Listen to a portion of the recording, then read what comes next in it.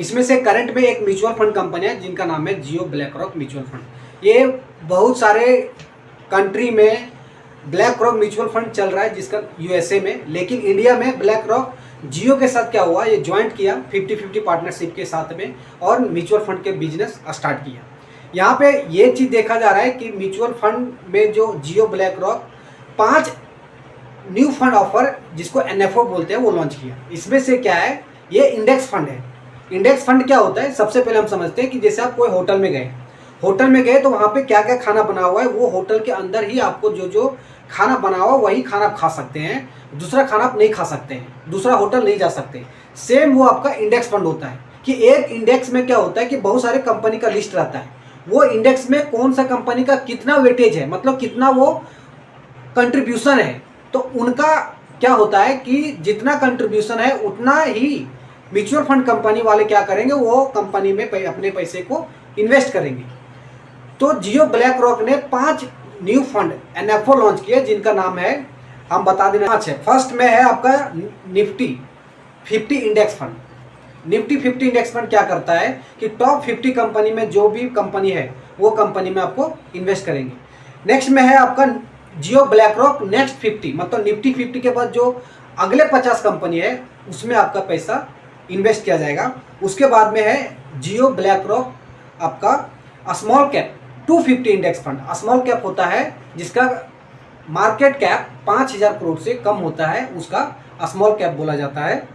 और उसमें क्या होता है कि एक होता है आपका Jio BlackRock government security fund. Government security fund एक डेट फंड है जहाँ पे क्या होता है कि आपका सारा पैसा एक डेट फंड में इन्वेस्ट किया जाएगा। डेट में इन्वेस्ट चीज़ ये देखने का होता है कि जो जियो फंड ला रहा है मिनिमम क्या होता है कि एनएफओ का पीरियड 15 दिन का होता है, लेकिन जियो म्यूचुअल फंड वाले, जियो ब्लैक रॉक म्यूचुअल फंड वाले क्या किया कि एनएफओ का पीरियड मात्र 7 दिन रखे हुए हैं। बहुत सारे जो एएमसी कंपनी, जो म्यूचुअल फंड कंपनी होते हैं, वो एनएफओ फिर से क्लोज करके कभी कभी रीओपन कर देते हैं सब्सक्रिप्शन के लिए।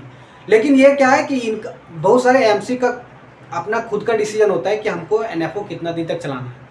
तो ये जो एनएफओ है केवल 7 दिन तक है, जहाँ पे आपका यूनिट का प्राइस जो एनआईवी बोलते हैं म्यूचुअल फंड में, वो केवल आपका 10 रुपये रहेगा।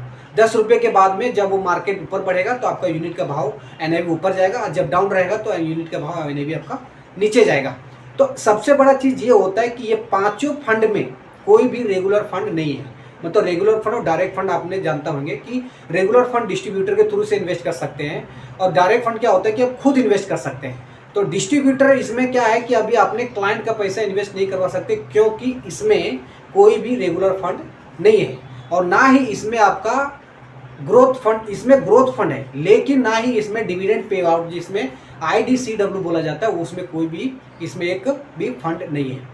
तो ये फंड जो इन्वेस्टमेंट के लिए है वो डायरेक्ट ग्रोथ के लिए है, जो इंडिविजुअल क्लाइंट अपने खुद पे आपको इन्वेस्ट करना वो इन्वेस्ट कर सकते हैं। अगर डिस्ट्रीब्यूटर के थ्रू से इन्वेस्ट करना है, मतलब जो म्यूचुअल फंड का ब्रोकर, उसके थ्रू से इन्वेस्ट नहीं कर सकते, क्योंकि ये केवल डायरेक्ट फंड ला रहे हैं। लेकिन इनका सीईओ बोला है कि फ्यूचर टाइम में अगर डिमांड होती है तो रेगुलर फंड भी लॉन्च करेंगे, लेकिन अभी करंट में केवल डायरेक्ट फंड में इन्वेस्ट किया जा रहा है। हमारे चैनल को देखते रहे, सब्सक्राइब करें, अगर अच्छी लगी तो हमारे रील को कमेंट करें। जय हिंद, जय भारत।